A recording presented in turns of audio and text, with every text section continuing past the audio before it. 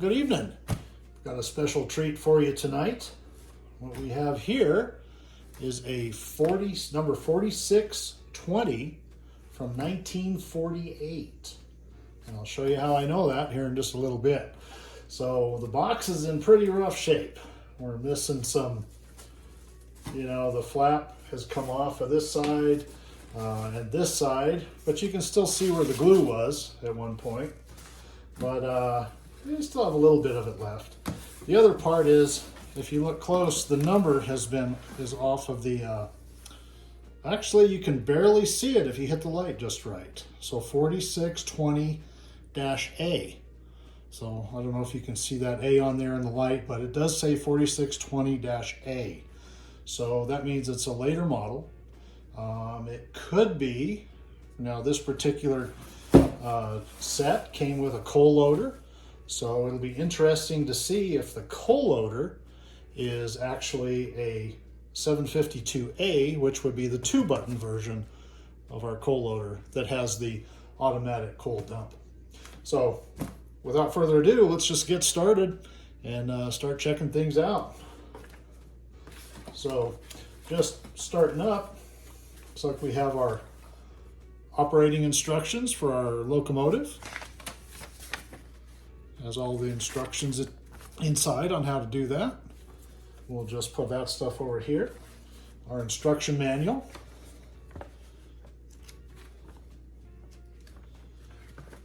This one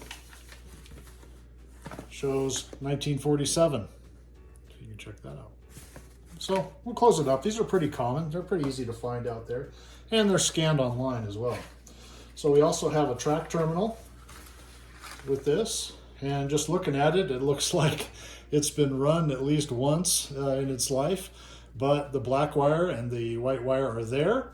And the track trip right there. So let's go ahead and put that back in its little case. And now let's take a look at what's inside the box. So another way we know that this is a later than 46 or 47 version is that originally it did come with 4 sections of straight track, but the early ones had the early special track section that operated the cars, whereas this just has 4 pieces of track, and so there's probably a track trip in here that'll hook up to these for the uncoupler and the track trip. So yeah, we won't have to use the special cars and the special sections for that. So that's how we know it's a 48. So we'll set that to the side. Well, right in front of me, here's our locomotive. I'm going to go ahead and pull that out.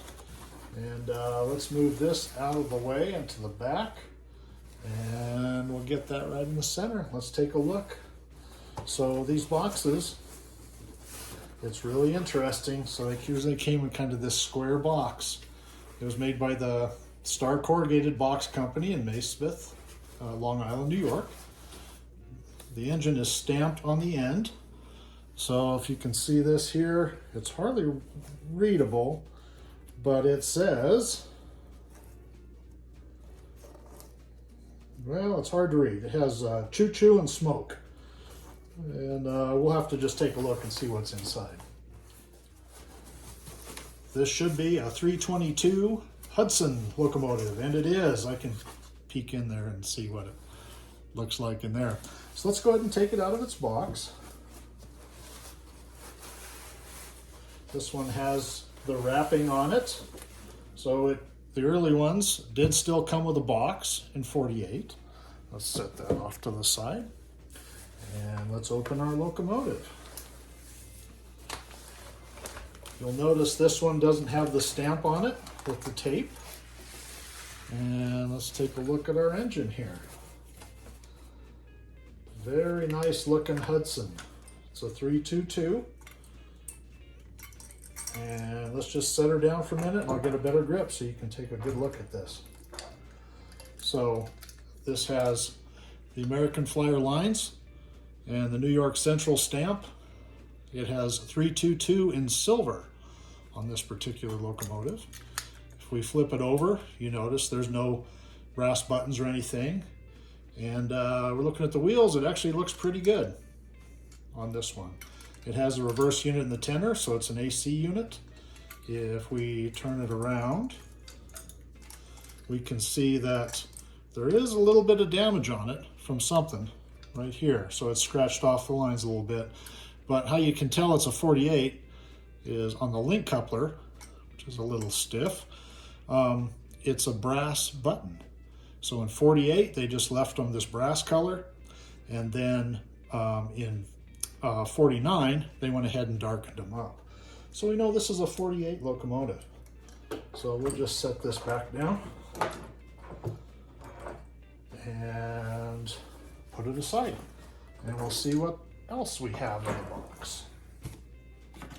So we'll pull out our next one. This should be our 630 caboose. It appears to be wrapped up in, I can't tell if this is original paper or just wrapping paper. I think this is just some regular wrapping paper. So it is a 48 caboose. You'll notice how they tucked one end underneath and the other end's loose, or it has a wire or a button underneath it. I don't know if you can see that or not. It's actually not it's a cast in little knob right there. So that keeps this coupler from going back and forth. And the wheels are really nice. They're very clean. So this one's had very little use. Other things you're looking for on the caboose when you get them, like here, the bottom's, it's chipped a little bit. So it's been dropped at one time. I don't know if you can see that or not. There's some chips on the caboose. The other steps, oh, and we've had this one hit the floor at one time. So it's missing a step on this reading. So anyways, that's our caboose. We'll go ahead and set that aside. It looks nice, but like I say, it hit the ground at one time. Very nice looking box, missing a flap. We'll open our next car. Oh, here's our flap. So the next one is our 633 boxcar. That's our, should be our B&O boxcar. These usually came with a white and oxide red car, which this one does have. And we'll open her up. And once again, we see our 1947 uncouplers.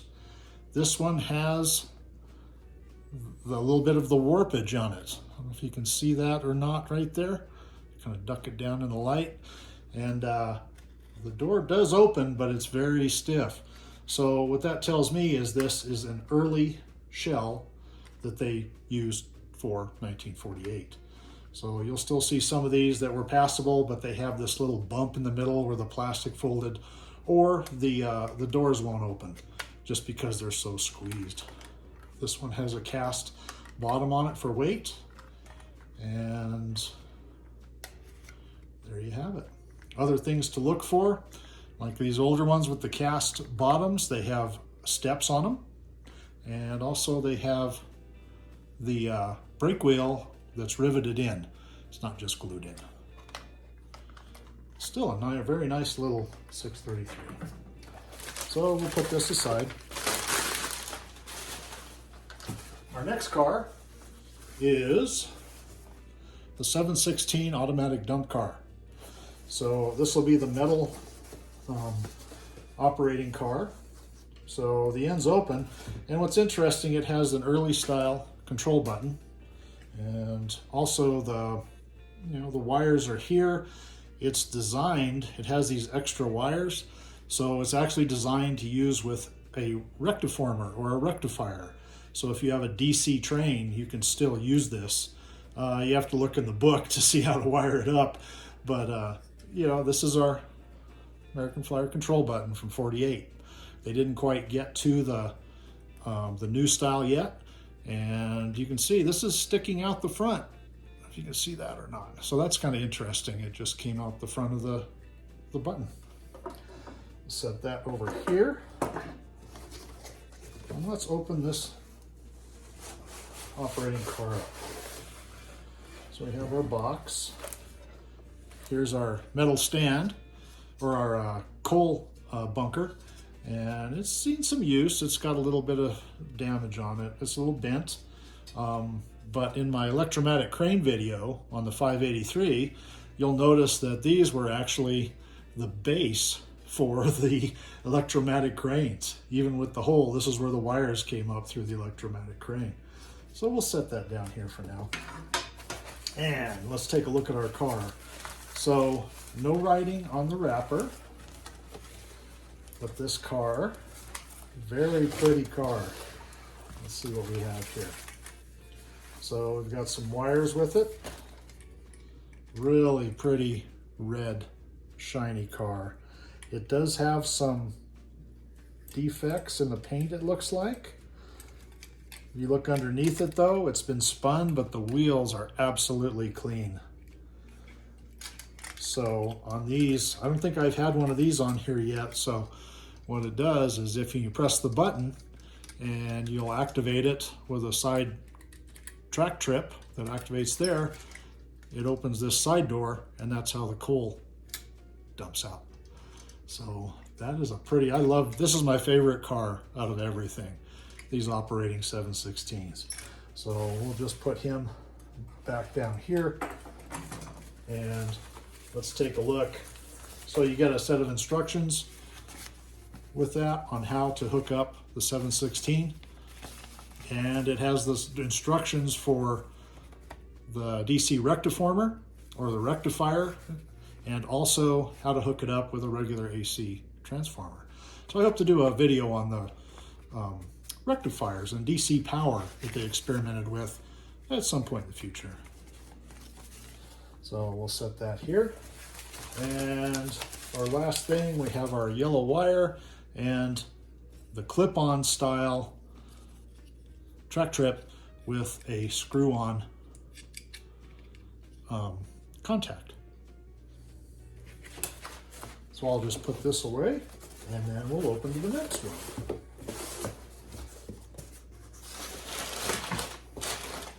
Grab back into the box. So here we're going to have a 635 wrecker car. So this should be the old metal style. And what I'm looking at here is original paper. Let's see what we have in here. So this is the original paper. It's that brown. It's really soft. It's been used a little bit. So we're going to open this up. And we're going to take a look.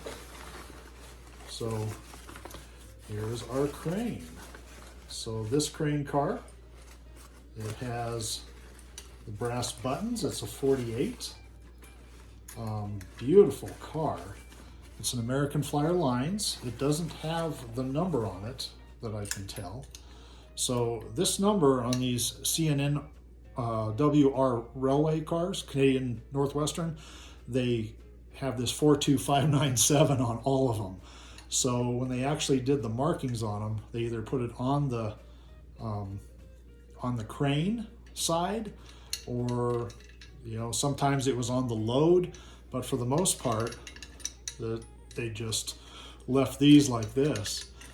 So this is a nice gray one. It's cast iron, or not cast iron, but it's a cast. So it's heavy. It's got some weight. Look at those wheels. It's almost like brand new on those. So neat little crane. So here's how we raise and lower the boom.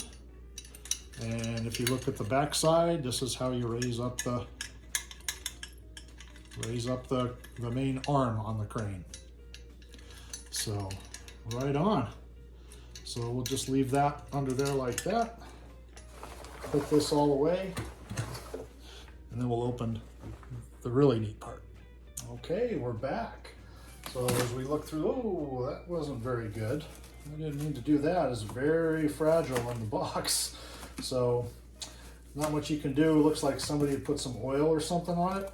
So it's very bad. I might be able to take that up. Are boxes like this worth saving? I think in this case it is, because everything's complete. I know a lot of guys will go out on eBay and they might be able to find a 4620A box that's in a lot nicer shape. So for the collectors out there, There's probably a better box that someone could find from 1948 that this whole set could just drop into. I know a lot of collectors will do that, especially like with the caboose, like we have the broken step. I think the 630 Reading caboose are about a dime a dozen, and you can get really nice ones. So if you want to do that, you could swap it out with another one that you find at a show or on eBay, or at different locations, or whoever's selling one. In this case, I'll just leave this all together as it is, and I will just go with that. So as we take another look into the box, it comes with a box of 12 curve track, although this appears to be, it only comes with 8 in this particular one, so we're missing 4 tracks, which would make a complete circle. So we don't have a complete circle. The track's pretty easy to come by, so we could add that to it. Kind of like what I was mentioning about adding parts and pieces and things like that to make things better, getting a new box, or getting a better caboose to make the set more complete. So here's the really cool part, and this is the Seaboard Kohler. So I love it. Fragile, do not drop, handle with great care. That wouldn't go very well these days, would it? It wouldn't last very long. They have some markings on it. So this one, it says it was going to Mandel Brothers in Chicago, Illinois, Department 671, 534 South Franklin Street. So if you know where that is in Chicago, that's where this apparently this coal loader was heading to complete this set. So let's just take a look at this little bad boy. So if we open it up, this is always the neat part, because it's like never been opened, and you have the original cardboard in here.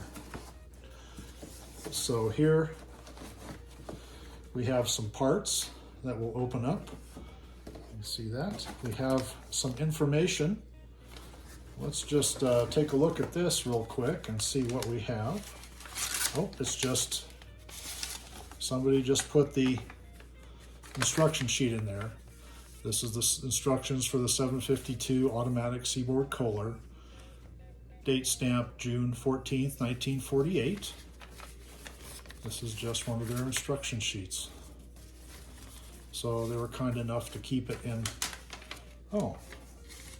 this envelope, along with, there's a couple of windows in here as well.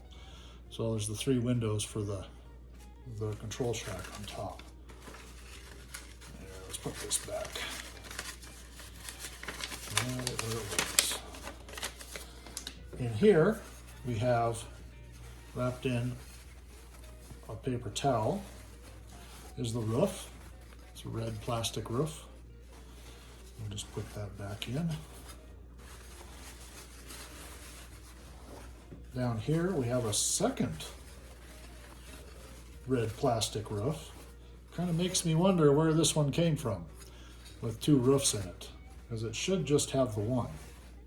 So we'll wrap that back up, and we'll take another look in here. So as we look into the box, there's a piece of cardboard right on top. So this goes way down in here, and it appears to cover the entire unit. See if we can pull this out. So it would sit in there something like this. So let's set that aside. If we look into the box, wow, this is really cool. I mean, everything is in here. So here's our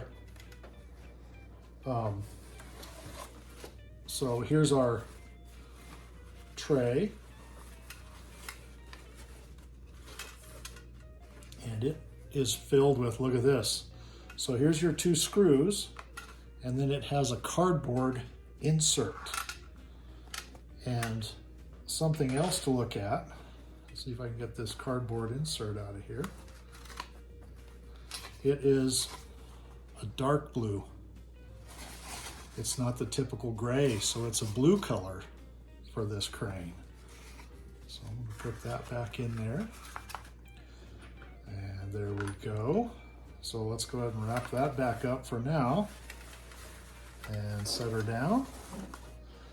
And looking back in there, so now I remember why you need two roofs for this particular crane. So this is pretty amazing. So here, a bag, it's an actual pull bag, like a tobacco bag of artificial coal, number 23.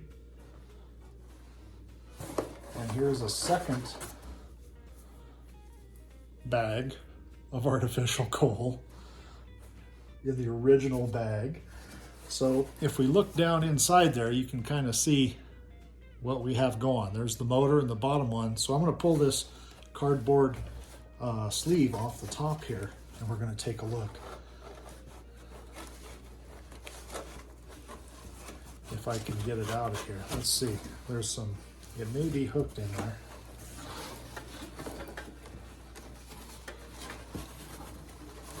Actually, we can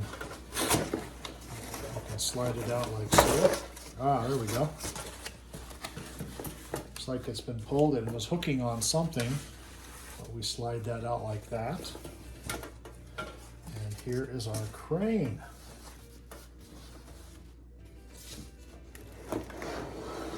So as we lift this out, oh my gosh, look at that. So look at that. So it appears that it's something you need to assemble. It does have the string. It's just a small string on the little wire thing inside there. And this particular one, this is a, let's see, how do we do this one? So this is actually a 752 because it doesn't have the solenoid. Oh no, it is a 752A. So this must be the green and the red. How cool is this? Let's go in here.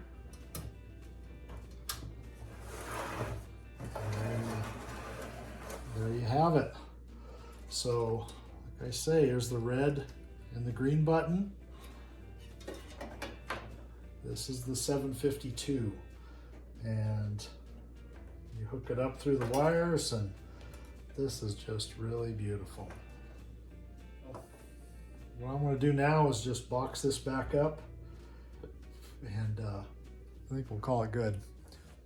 So that concludes our video of this 4620A set. So it looks to me like this one has had that early crane added, or maybe they sold it separately out of the box. Still beautiful set, almost like it's never been run. So we're going to take it out, put it on display on the layout. I'm not sure if I'll run this one or not, but I might give it a test. It's going to a good home, and they may want to run it. So we're going to take it out, and that concludes our video for this time around. Next one, we've got another video coming, and that's going to actually be the 4619 set, which has the log loader included with a Penzi K5. So thanks for watching.